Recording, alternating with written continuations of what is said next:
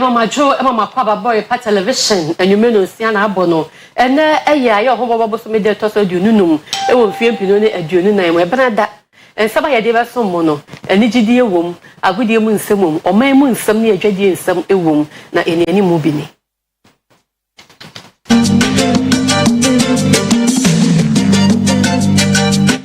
O my so for his casem so they to just say Euro bonda yakoje ye no atia semada odi bi e ba be cheye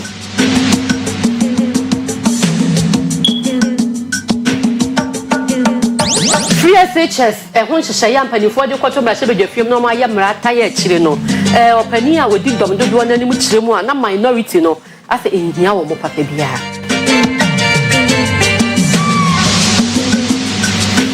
Ebusafo de yatie ene se mra hye be dwafie ku aka akwan so ne se obenante da bia ye akwan bia so de woni akɔhwe ya de mo bɛkɔ amanɔne nsɛmu na Kenya mamu no ya se bi makɔyɛ yɛ kyerɛ o ma hye be dwafie mu ma pagya kwara atom a ba bi ahye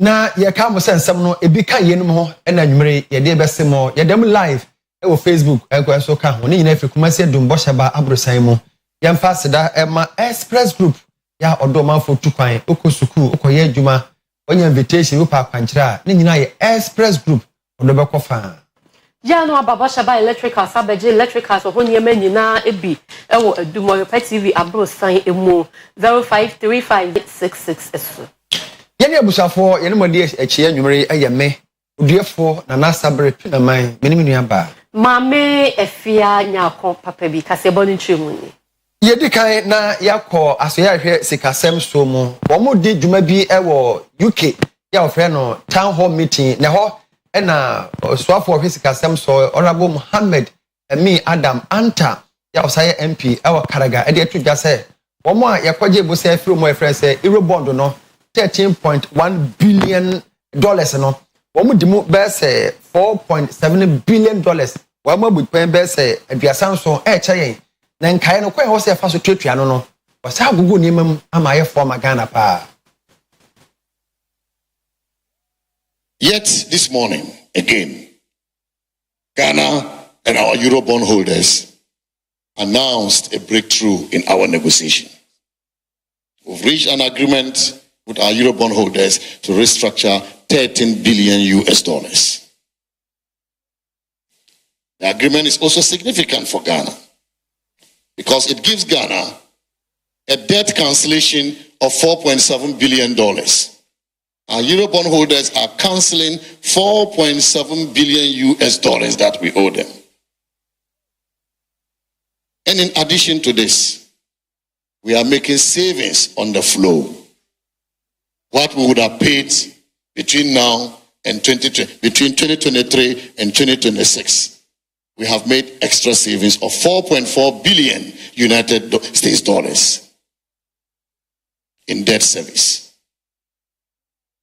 So the net effect of the negotiations, the agreement we have just reached with our euro bond holders is so significant for our economy. It brings us so much relief. And I want to use this opportunity to thank our euro bond holders for the concessions they've made to Ghana. They have demonstrated that they are partners in Ghana's development. For Dr. Mohammed Emi Adam Anta esa to asubim editor abrofo ene wo a wo nsemo bia waye wadwene pese oba Ghana be bie enwuma no se won momodin so beba na se de ekwan mo bie ye odosika ba ha emfa so chapo no do.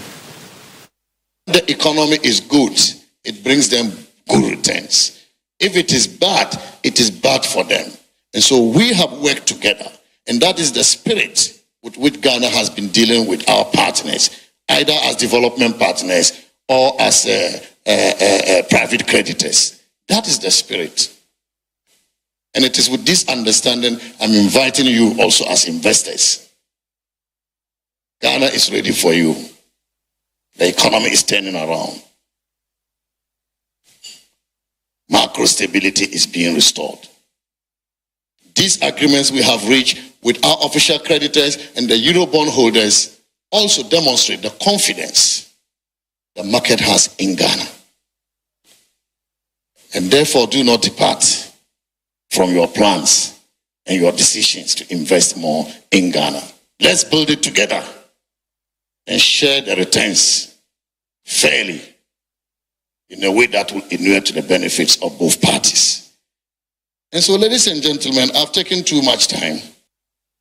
Yatwaswa, your penny or Dadom Duduano, our Mashbe film, Honorable Alexander, Afenyo Markins, and our Disobo, Bodom Kumano, Echemuse, a free SHS, home bravo, person, we are the tire, Genetimo da, said the Bay Baby Bar, won't mean the son, no who's a Dom Kumano, and in your horse, or Mon Shada, and more money, and no Mahome can't income. Now, was what teaching some could be more Kaya, Honorable Peter Kutoi, also cry air cabinet, Dom Kumano. And in your honor, no, they were cast a woman, a hint will be a fan more entire chili, not yet to me. We have heard the ranking member on education, the honorable member for Akachinov, strongly opposing the free SHS bill. Clearly, the NDC minority does not want to commit itself to free SHS, and the fact that we want to enact a law to make it mandatory, we have stated time without number that those provisions in the constitution that talk about free SHS are very aspirational. They are aspirational provisions. So the way to go is to enact a law to regulate the free SHS policy, which is currently in operation. The NDC is opposed to this, and they have spoken through their ranking member. We want them to tell Ghanaians whether free SHS is not their priority as a responsible opposition. And the Minister of Education is going to ferry the bill through to Parliament. We are ready, and that is why, as part of the engagement process, we engage them, but they are adamant. The NDC is not ready for the free SHS bill. It's clear. And their spokesperson on education has been very loud. The last time I tried to tease the matter out on the floor, he avoided a response. He stayed clear of it, and he was not ready to commit himself. So we know that in Parliament, the caucus speaks through its spokespersons, and he is the ranking member on education. He is the NDC spokesperson on education. That's a member for Akachinov. And he says he's opposed to the free SHS bill because there's some provision in the constitution. They should tell us why they are opposed to the bill. Tiabusafo yadaso wa mrase bejefie na mrase bejefie yewo ekuo baako a omhwe ahyen ne yakwantempo ho de mu nsem so na baako odi ma akotene friends ranking member titini ene ora Kennedy osai nyaako de ato yanim se omatwere krata e de akoma osoafo a ohwe asoye ne so se obabi a yeye mpontodwuma akwan ne miamia bi a aso ompese omkodo mane kohwe omaka buankra de no masaka mpaka dan de so aka ho a committee, a roads and transport committee, and a committee ahwe akwan so any wiem hyen som. Aye nhihye nyina ya say yebetu ana yebeba na mo na yetumi akohwehwe nnwuma akesi aban eye disika ahyemu ayeye ebi ne eye kasoa eye winiba kwan a omoye sisia eni dodo wa kwan a omoye ebi ne eye bonkra bebia aban se yenye akorabie bi a se yeyi yenuoma firi eye porto a yede bekwa kogu ho ne ama yenuanom a ewo north no atifi suru ho no ho an so mo ba o ma nkran ha ma mefa bombe ye ho ene eye nungwa eye kwan a omo ye wo ho ene mpakadan tre kwan so a omo ye ene obechebe lamti eno so akwan a de toso mienu omo ye no ya ye ni nyina nhihye se ye beko ho no yakwa akohwe ye de ani beko akwahwe se ne adwuma no ekoso na se afutuo bi wo ha na se adwenkyire bi wo ha ye de akire e de ama ministry no ya ye se nhihye nya ye hye ase ye yawada nondu pepepe ni ekọ eye kasoa ni dodo am yakodi se adwuma no efiri ho no mo a na awotwe so no a ebesim no mu a ye beko eye bonkra me pese ye invite mu nyina na mo bɛka ho mo yɛkɔ mo di manu ɛkɔkɔhwɛ de ɛkɔ nyina nsɛm a yɛbɛkɔ nyina mo bɛti bi de ebepie mo so mɛba na maba bɛbɔ Ghana fo nti nhyehyɛ a yɛayɛ nyina na NDC National Democratic Congress mpanimfo ayɛ nhyehyɛ a omayi ɛyɛ campaign team na mpanimfo ahwehwɛ mu a akenkan a yɛsɛ mpanimfo mienu bi ɔno abɔhare na Idrisu ɛna ɔno abo Muntaka Mubarak omudinim nti ama ebi mu kora kasa sɛ asɛdeɛ nti ɛna kɔba saa sɛ nipa wei omunim de na ɔmo wa amanyɔkuo ni makyɛ na yɛte campaign team na ɔmo nka ho. Want to call on my brother John Dramani Mahama is we Northerners supported him, giving him the 60% votes that he has always needed from day one, and he's gotten the 40% outside. And I think that my brother John Dramani Mahama should support Northerners. He should pull Northerners along. He should support Northerners. He has not protected some of us. He has in the party, Haruna and others, Mutaka. He has left us, and we've been treated uselessly. We've been treated inhumanely. We've been disgraced. And our disgrace is his disgrace. Today, John Dramani Mahama, is a loner, okay, is standing on his own because he has all the relevant Northerners that matters. He has run us down. He's given the opportunity for them to run us down. We become redundant. We become useless. So I'm calling on John Dramani Mahama that he can only smell power. He can get power again through the support and the leadership of the Northerners. The Northern leadership. Haruna Idrisu, Mutaka, and all those that matters. He has to bring them along. And when you cannot say that as you are working, you don't have the Northerners backing you. The Northerners, those that matters, those that have been able to build people, those that Northerners listen up to. If they are not around, you can't win power. And that is why he's being pulled. In the first time, look, if he doesn't know, we are hurt because for the first time in the history of this country that he being a candidate, he's not able to.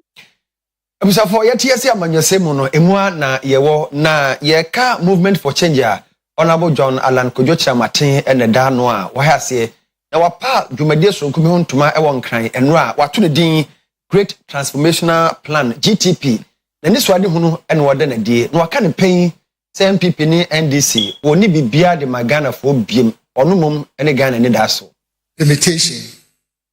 I will just introduce one of the policy initiatives. Design and implement a comprehensive national program for graduates of all tertiary institutions to start their own small business with a grant from government under a new program called the Start Your Own Business. To employ more than 700,000 people, and it's already showed. So we must not be thinking, all these people who are coming out, where do you think they are going to be employed? I can tell you, don't be deceived. It ain't going to happen unless we make sure, right from the beginning when they come out of schools, it is government responsibility to give them grant funding to start their own business. Look, all the people you are celebrating in this country, name them. Facebook owner, Microsoft, all of them. Some of them actually left school without completing. But because of the support that the US government grants to them, they've been able to move from where they started as young people to where they are now. I can say this with authority because I'm sure by now, even at the risk of sounding boastful, I'm sure you are aware that in 1994, when they were looking for the 100 global leaders of the future, only 100 people in the whole world, they mentioned first Bill Gates, they mentioned John F. Kennedy Jr., they mentioned Condoleezza Rice, and those of you who know development economics, they mentioned Jeffrey Sachs, and they mentioned Asabre Martin of Ghana. Now, in conclusion,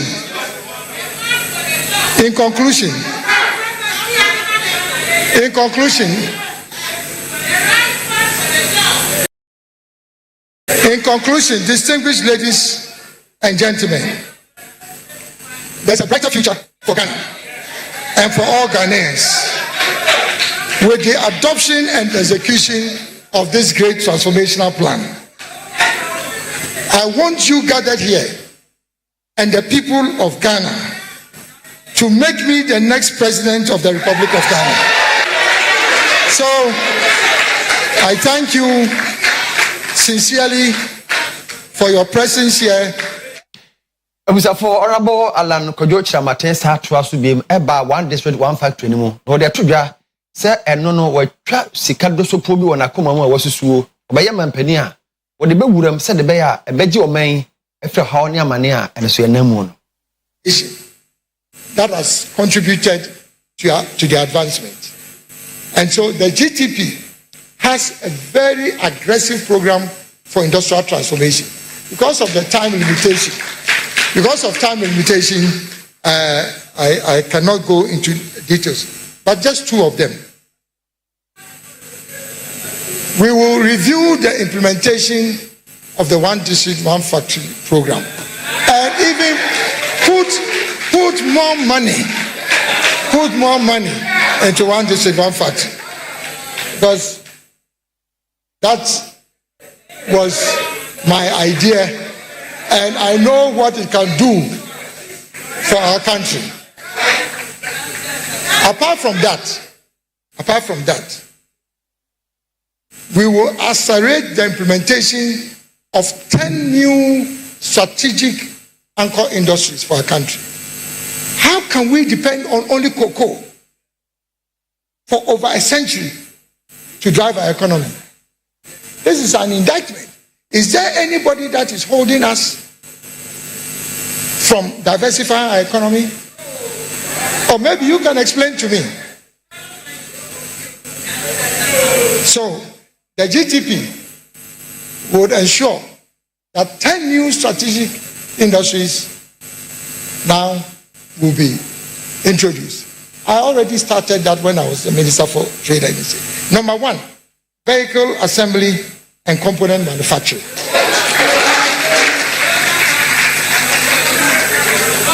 Today, just with your mind and writing policy like the GTP, within 1.5 years, we were able to attract 5 of the 6 global companies in Ghana.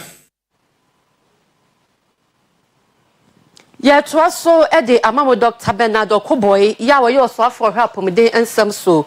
What in summer to Jaya, which was a study a now from the home send to me a tomb pono. It was so be a man and Nicohono, a baba pro. I was Antamantam how Goffred and Nim, a better so am I Goffred. Mammy Accommoda said all kind of Pepe and a Dr. Bernardo Koboy, a Minister of Health, and Obi Pimo Santamantam Ha, or nay, Director of Ghana Health Service, any Asante Regional Director of Health Services, Dr. Emmanuel Tinkrane, and Benifun Dinachia, or Masha Seboa Pro, or Shasia Ewo, RCC Kushia, Asante Regional Minister, Simoseme Sanity, Comofa, facilities, Ahodoa, Airport one. If you want to cook Pimo, Sewa, Anna. Also, we report to just say, met the passes, a work government hospital, but in Sabian to me, now buy and on pay for many and yes, a station, a power station, electricity power station of Munia, or the Etwa Sukupimo on Ma, or Mommy Juma, or also a boy and a power station, or my Jumani, come here, so how much you do clone.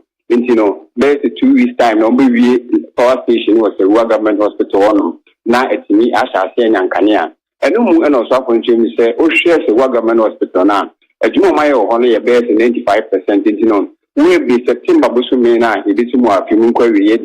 That's a government hospital, Nasha, a year Juma. You feel on or twice a cooking of the Quai Municipal Hospital. I want to look Kushia, a doctor company for women, I know meeting Como, as a 2 man will be so say, Sabiano, the B and a how Ben and the Yomo FM. I know Muna Dr. Penny die Sabiano. Doctor Oseaku to me say, I'm hospital nearby. I have a palma from the on working up at now so the and so and then a PNA consider this is a specialist a hodro mo a so ya hodo anon and yadio mu a what to do. It is a hospital in effect. Sounds accommodation a problem. No matter how pay electricity and no doctor say you should do so as a work on a moment. The Kobasi is doing Kanya almost then. You be alternative, be a papa here, generator, reason to almost 24 cents. I buy it, I buy more. and now so upon every year which you said Ghana man pen another danko kupa do aviata as say upon din was and mantemono a bit near Japan intino and now washing is over few more Hanaman and they will fix a walk of a fine or better also and they did Nana Yakanina but in Yapa was I said by Apple din was the mantemo fun into my part extra. Godfred Yabedasi. Working visit we were Ashanti.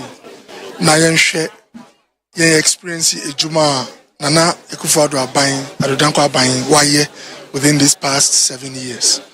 Now Miniaji say Yekosi we are no wow to me who say the work is almost 95% complete. The biggest problem was we are a power station yedibe power the hospital. Now Miniaji say we say and also no virtually no is about 90% done. The assurance is that within 2 weeks, power will be connected to the Syria Regional Hospital. Now, I am going to work with Team Network, Ministry of Health, any Ghana Health Service to make sure say Syria Hospital no within now to the end of September no God willing there was a Nipa Entimi and starting visiting that hospital. We share investment already share close to 300 bed facility no more. We cannot train ma sebi and continue wasting. The Kwai Hospital away they started in 2010. It was suspended in 2013 because of funding. Ekufado Abayin Bayeno in 2017 Abayin we eco solicity 23 million euros. Emma 20 how do you call it? Between 2017 and 2018 ending. And I commission I started using. The point I want to make is that any project I could for abandon is a car, Sebi, it might only be because of a challenge. The government is going to work hard to make sure that all are resolved. Yeah, the Mubako Sefi, you also College of Education, a Pentia Kasa Watiku. Now, as you have more Janapaya, a tosso and 9 level 400 students, no. Emududo bese hanum o mai demonstration kese power school no masese ne ma bibre adentia school no mpanifo tu anamo bia ene wo makoma enye enu nti ene wo yesa Esukufo yi chirema wafa ekwampa bia so senka ehawa o munnamu no empanimfo betimi aboa o no manya anu nuagubre nanso kwan amofa aso nyina eso amamfa so ase empanimfo kra ente ensem a wo mo kan mpu na ohawo munnamu asese ma mo yesa ya chiri bi ene se wo ye nsohwe ase be ye nsohwe ne beba abonten na wo hu wo modem bono na ada ne boachi bidi ene ebio se ba abonten kra eyemfom so nkwanso na sa wo mo nsohwe a mo tro ye ni mu obi wa wawu nanso ebeba no na se nipa ne amake na wapase ekonanim na obi owo suku mu otena se otro nsohwe no no nso ne de ama ne nyina yo hawa ha won yie pa ena ebio abefo kwantempo so ankombe na mo betimi ahwe no mo hu modem ombo won nsohwe nim sa kwan ne nyina so mu ntimi nya enhwe won nsohwe a emwa mo madusua ntimi enko ne nam so ma oye sa ye chiri the through a pending exams results as I said from level 100 second semester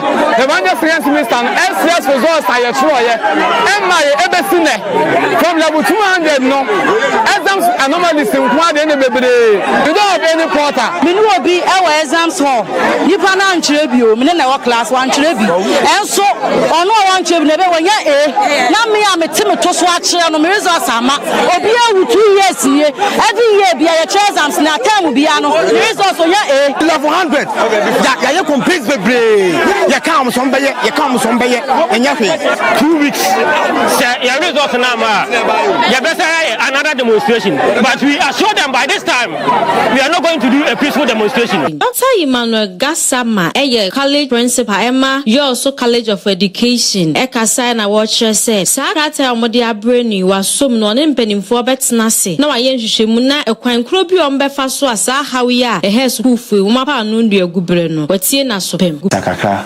pa nti almost send the petition yaje ye behwem na se de omokan no bibi wo mu aye no credit a ye be ya mom my fair assessment officer my fair quality assurance officer omon mra ye nyina tena se ye kenkan na me hu petition di wo mu a ne ma hu say assessment officer adwuma say na koye bra me ne quality assurance efiri na ekọ resource ne ba mo paste ha mo fanto lutu ma mo fanto mo platform ne so Edwadifo ya omo KJT a ye tu omo free ho no ne nkrabata bi ye omo Kumasi race course ene omo dia de srede to Dr. Bawumia Animal Haji se omo sre na oyi ni tu apem na reanimate na mo onfa ma obi a ene anya doctor na chese na po ene onfa ma Dr. Matthew Opoku Prempe ya wo ye energy minister opani a wodi wo mani me oba pani akoma ene wo chemu se na po nwuma pa wa ye edi omutimi hu se obetumi ataba wo mi achi pa ama omaji tumi no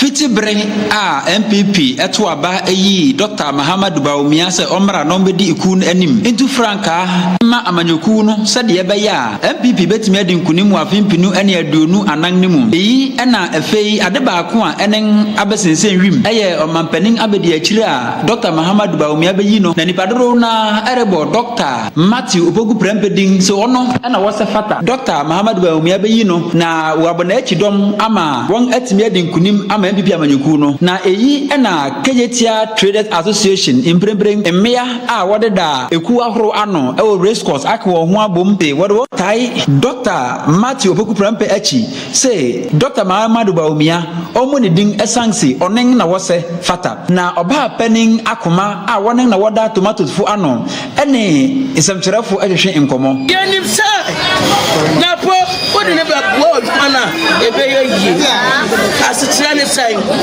tama di kasi to siomu ofra na po na po be ye ana me bo ama ko mu chuye na sanne wo bu abi di na bedu akira akosa na po ho ye kan ye dudum ba ye ofra na po be ye e ti wana so di ma no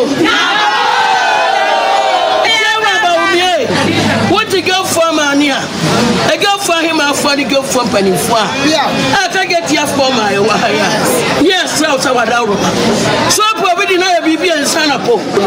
Sabi, would you want to Yalim Sakumati Gana Academy.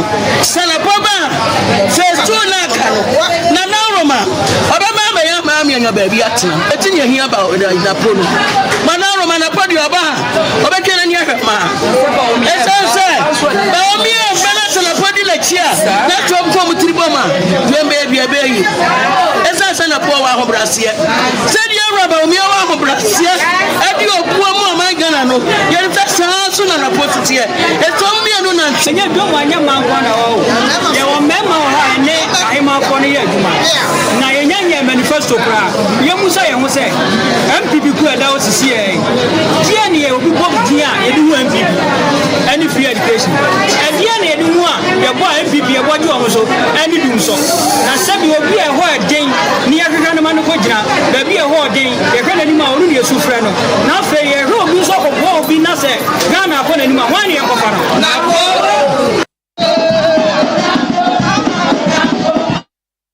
Ebusafo ya daso awo adwadie mu na okọ KJT a ba bi a ye yi ato senka ma wo bia ntena wo fa nidwa no ese adwadefo kuo mienu akoka bom wo honom a esenchira ka pa we se ye ne betena ha we se ye ne tia amenne basabasa esi wo no enya agoro ye ba hanu se no mo se hanu se no when I answer ye nyoma wo hanu se ono bi ambetena hanu se fine ye tia se ye nyoma fine ye tia se ye nyoma ye de efi hanu se yan kasa yan ye keke na se mo gidi se hanu se no mo betimi aton dia ade nti na ya ye workshops wo hanu se mo ma ye sa opportunity me fa ye nyoma sia because obi nam hanu se ya obeye den hu ye nyoma ye wo inside hanu se e wo se ya hihye gu anim hanu se ne ye de moreover so mo de ne babesi hanu se nobody brought anything solid say hanu se ya ton ana se ya de ye de amomo ana se obi anka bibia nche we came to open up babesi hanu se aye yanchi he ye nim de ekọ panyi pa ya fra wo so wo ba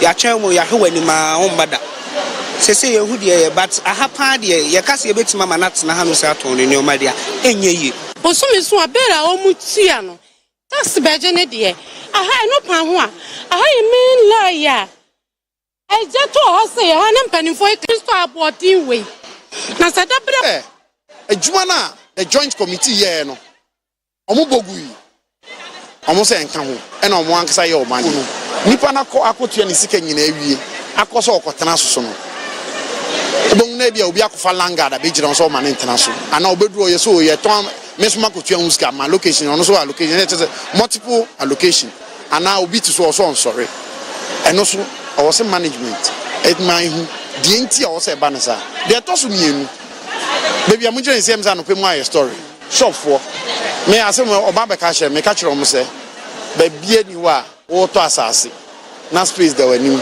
na bind the baby bi atima minute mi eye bi bind bi sa wo asase no wo na chi se we na mpese me ye wo betimi aya na odi ma your friend be first right of refusal some your shop wa say na wa be market space wa say yetre a first we be sam so mama ke ase me di yewi wo be pe bia na ana bia ba ko pe na memo e bia so no abe means we nya no problem the one be sa shop run hwe na wo di space na ma Waya fashebi ewo wenchi ye wo Bonomantam emu eye National Kurubi Festival ya bandafo afashebi a omoye na opani a ono na ye chairman Ema Culture and Festival ewo Banda Heritage Council emu eye Ahmed Banda dodo na friend Bandes wakasa ase na odi afutuo mase akandifo ya yetime ye omo dodo yanhwe se ye betwe ye ho afiri ho ne ye ni ntira ye ntom bebire ena wo sa ache mu se kandifo bia nzo ni hodom abefa anwadi eye dan bibi be kwatia eye omo ntamu omo animu so na ne ma pa ewo mu se omo ye edeboa no omo ntumi enya fashion ase ena odi nsem na etudwa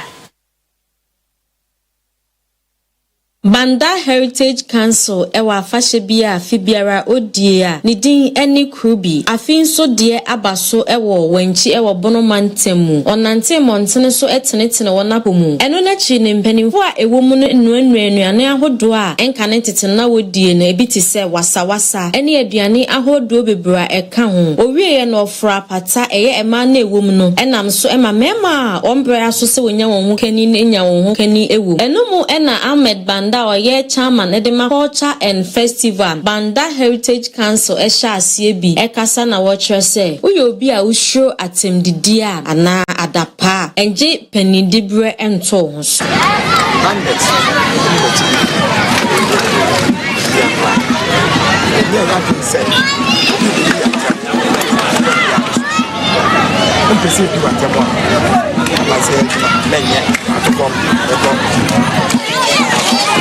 because I tell you, I don't know say, Shamaya, Semisramo, in the day I want to tell you, no more going to sing or more, and you know, the Biana Cassette, we are out of the education.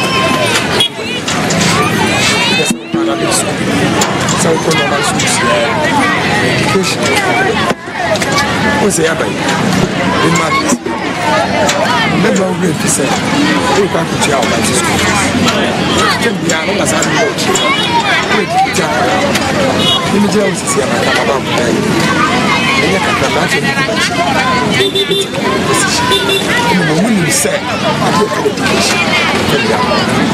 the Africa ono so eye president edema ekui ekasa ede afutu ema awufu nyina se onkasa nkyere won ma o se the property no the carbon kasa bi but kasa no monte no se asitere nyina no se awufo obi akofia obi antu ne bafo efa asem no bisaye enti se yabodam fifie enti awofo ne abusiafo ne empayifo wo fie bia na se obi antu ne bafo efa sani man enti we dey I say dey fanfare I dey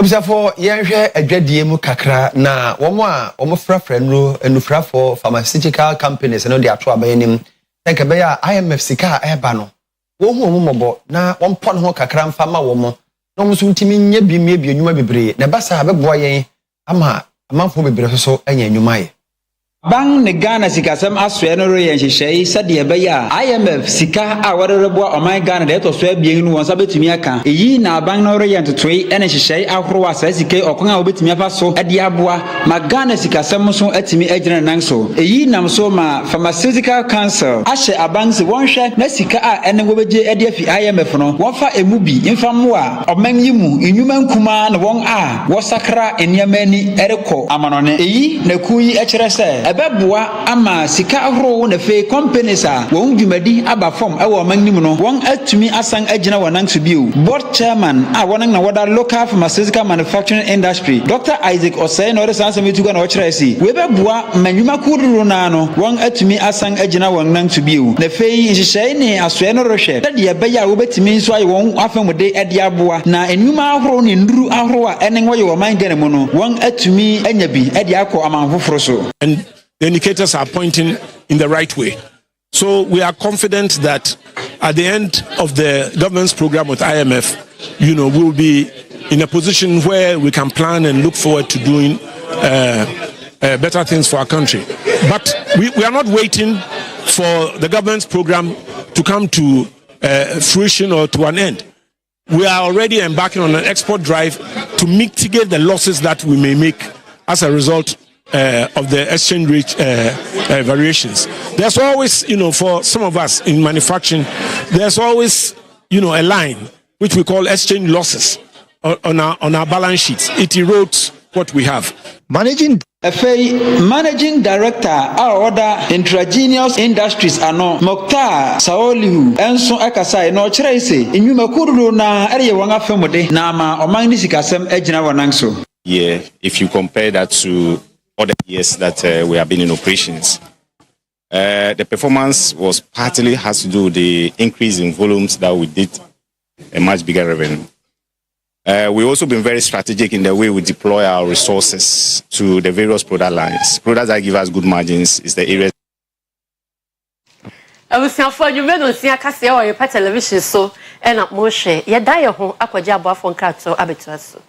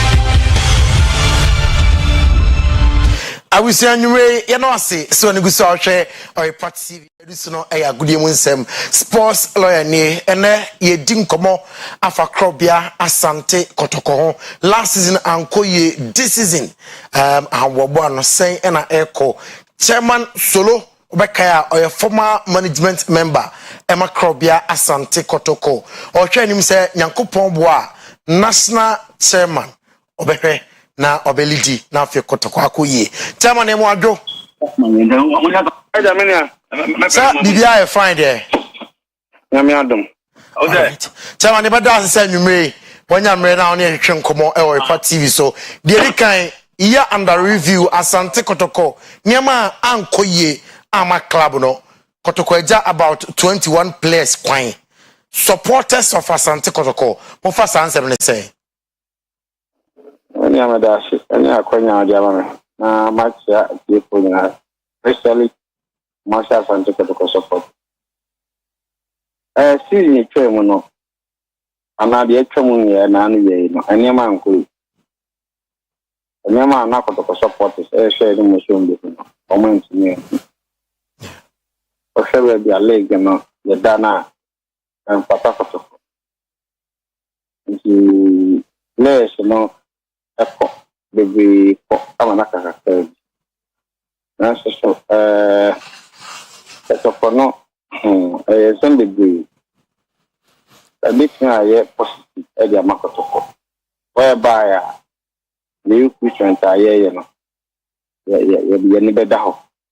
Na pe ya say, o my do mo ba no try and test say on buy am between affect into Kotoko. Basa bia ebetun ampo you know support team na why you be that management take decisions this year and ya dia obenu no mo pi because omo you very close to the team and I don't think say technical head na technical team ba you know omo say ABI my players we na ko omo say and you have to convince them the reason why omo okay. And we sincere be corner. I'm just sitting with me. Yeah. You know, Asabre Bono. Then come koya. Can suggest something. But as far as the players already no more corner. We say we come. Ya can say recruitment ba. We be da ho na ya ni na. Ya kan ya mabo muntem. I say we dey every opportunity say we be our sense ni be estimate no. I'm sorry after seeing 3 seasons. Okay. Chairman, Mami Musa, maybe so yenya Kotoko, France mo top players ma Kotoko. Me kai ole no ashitenom. Menim se wo do Kotoko pa. O ani so ade hunu bi se that bia tete set or say supporters no push for set or say ya tete Ibrahim Salifu Di Maria say money di eche obepe binim se sa player ni say wani je no pa chairman so obepe se enkono abeto Ibrahim Salifu Di Maria amakrobia na abebia ni mu ade se chairman so top player makotoko ni bi se onye boni bia na se hu se player bi ni ball na me recommend na so makotoko me nye boni bia technical team no pa omega so omega so mu ni na ne se me som Kotoko ya die bia be makotoko atumpon no na me me fa nti se ko du be na play bi o be na me suggest na e be bo Kotoko team no na be bo technical team na mo djuma mo ye no etime wi pa ya why not okay me ye na sa nya me interest na sa ye Kotoko interest na be bo makotoko akon why not ye be it will give you a better shona fanya biba na our say to contribute to na Kotoko to the you also contribute your part na aboma Kotoko to na okay chairman Mami Musa Asante Kotoko season abona wie no mekai AMC chairman Nana Kontumpo Hena Ferry case ukodi ni nsem so anhwema mo league ni bi hu se na nkabu maba se league na bana wie mate circles no ehun sem bi se wo ye beto aba ne chena ye beto aba ne na mpo chairman solo obeba bi ma na said the nana fans na to nwom oya chairman so obeba no obeba wa be gina Simon from Asabre Maame national secretary chairman makotoko. Yeah, abra see in bebe ye no e gina enje management for more are being for supporters leaders ama isia asama wale tuye ni na ya papa ni na ne se ku bia nkabo mu nyum enko ni mu ni ho je ko ba sa na o se na iso maso na ye bo makoto no edi ni se ententen kwa ye ti nyina no ye kotoko nti ani nyina ye tenten kwa endi je ko ba se mu nkabo na mama kotoko ayi ya why not ase kabo nti ye nyina ye kabo mu ye nyina ye di agros se ka ni abo ma ye ko bo ha so ma isi ho ma ta te na no ede nkabo mu no ni ado na ye di abole gre yi ndi Asabre make say obi ka supporters no and bia we ntoma anya no fe ya kana se de nkontompo na boy ano ba no ya bole gre ya ya be hwene ato aba na ya obi amana ba bi service na and stand season e be wem no aba enti ye wi season so no am say na otwe ni na osha professor Asabre ma recruitment ye ene wa place bi akaya ebe ya pressure or management so also mutumi ye bibi ansana ebi kwa next Asabre because of the half match away enti no yam pese be ha omo pi ne mum no akaka na ho omo she omo boya no ba na go poya ma me se bre no nana bi se di sitie o ka sama oye nti bre no obekasa na ni mu ya mi nya to ba probi enye chenchen achia o se chairman solo ba sa obeba de nya chenchen se chairman solo ba obeba. Oh yes, there so obi anim say chairman solo be contest for national chairman but I be na project bi na and they are o se ba na be okay they are chairman solo be contest for national chairman chairman anyumre yadase medasuni awusia chairman solo former management member Emma Krobia Asante Kotoko ena enanyumre yi ene no edi nkomo no sports lawyer ni the only sports lawyer in Ghana football edan ho ba ye ba nanama intifo ere ne gide kase eto aso ye dinkra.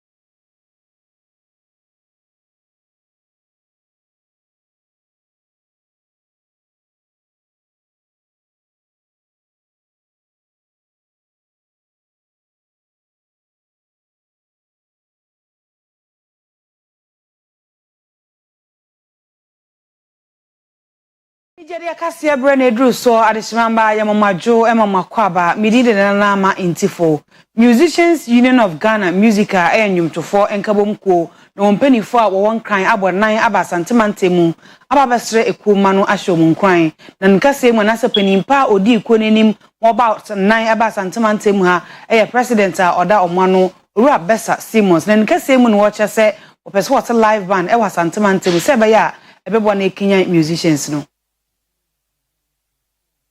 Martin there, set a musician. Then it took a live band. Actually, because live band to express you. It's even that I report this area. Sort of the day they have a mime and a tumbo live. People express woman between your management, young woman there, areas. And some American there, you try to do a crowd and see. You set a band Mufama bebe between the most wobble in our life, Mama, bebe between the most wobble band keyboards. And the band Nankasa so the bottom were bomber, different artists, up and coming artists. Also, you see how to perform on stage, how to use the stage, how to express yourself. We be so some crowd. The stage more easy and no able to match a champion. If you ban them, So stay stronger. Band Butuma for so many functions. Will be a yes, a band Butuma. So instruments in super Butuma rent Biaka. Nana no see ya no na Asante Mante mo chairperson na oda musical kuo no Mami Augustina Addison enso de bi to aso cha se musical kuo ne mu oda pa na nyoma president de atodwa se eba be koso no eba makuo no ma ye de yie pa enti omanfo na se musicians a omutiri nhia na se omunka kuo no ho no montumri kantente emeka kuo no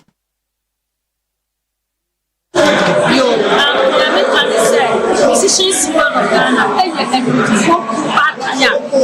Ghana, it is a we are need to be now in our power share musicians union of Ghana. As I said, only the only family.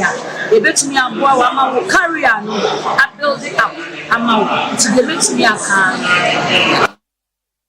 Besa busumi miensane na kakrani ene beto dwa se na na McBrown oni ne kunu Maxwell omawore negu e ma na na makra e ba abontia na nimfoni bi e de nanda ma abontia na se e de socials no so no nhye ne kawa e confirm se ampa awore negu sa awore negu ana se engu ye ne de we ba obegina bebi ana waka na asem we so ba na ba na asem na esia ensom aba beto dwa ana se ade foforo aba beto mpo ama omanfo no ana se dodo na agye di se awore negu ni se Maxwell akon social media still ni Instagram page pictures on na McBrown etwitwa ni na ya de we delete ni na e de efiri won te nei ukọ Maxwell social media page Instagram page no so amaking mfoni a na ye na ono na McBrown ene ono akasa Maxwell etwitwa ya omo kyese omo ya awarefo ni na ya de Maxwell e delete sa pictures ni na e de efiri eho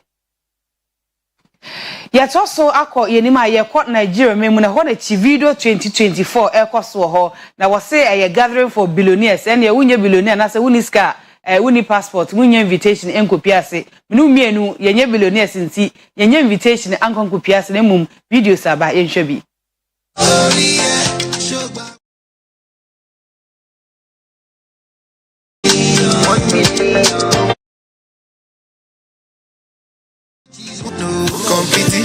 Compete.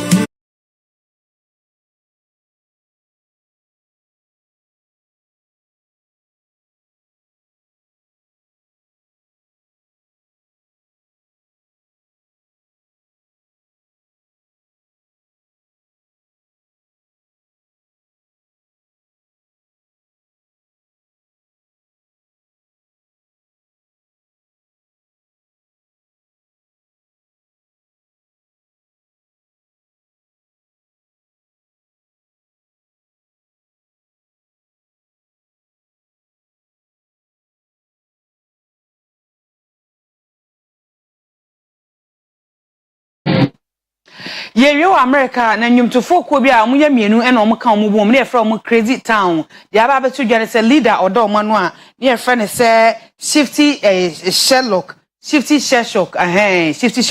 ona na oda crazy town ano a omoto nyuma ya bagi dipa butterfly owo de ne nsawiminu ato no so onyamfinhia edokron 949 a mpenifo anasa doctor fo eguso omohwehwe adekra ekun abrante na ebesi ne de nya hu adekra ekun abrante nti awrehosama yegina so na ADC ene se crazy town leader no wato na nanom ewo nsiado ya yemfensi Oduefour na Asabre Maame ene Maame Efie nya akopapa bi ewie wa manone bidide de na ma intifo madawase ama omo no hwa abraw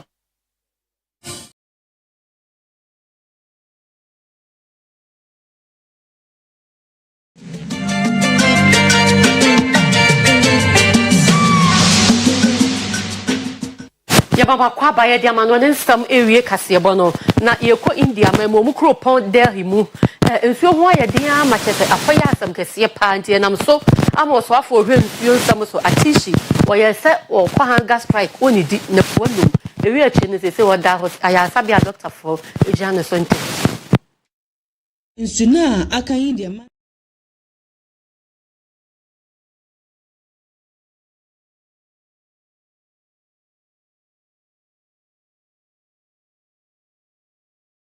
Che tia moro kodun usande osusu de Hariana abana na watene nso a nchenkan no wonya fi river yumu na mu manti amanze kasa otedem abre omanu nchem kodu chrem de si sara nsu kakra omanu nyinara anyi dadoyi maka water tanker ziba boton mahun na ni naro mun baritiye janata party a waza sumbon abon no so ebeyi no hanu de wonyim nsam no ho hwe Yebefree Indiana fe yako Kenya mano adehye bi aye demonstration ewo mra hye bedwefie ama baabi a ye sey ma omo kwan mo nkompo no otigbo wura honom ekọ wiase no mo twagya e de atoto miamia bi a aposifo ne ba mu Inara sha se abra Kenya mreshe bugofo kajeto ahuru bituma Kenya fo susu de nyaza obotum abo omanu osan ahotra timanimufo nnamun jejeja orokodo Kenya manu mun namdo nti nyuma ahuru nara ntum mbwebwe damara so na henkafo ntum hone car nka yedwuma ituru ntotoe na tear gas na oruze enyim wo Kenya manu mu sesera ni inara mun Human Rights Commissioner o Kenya abaabo ano abakese etia nzeya orokodo Kenya manu mu sesera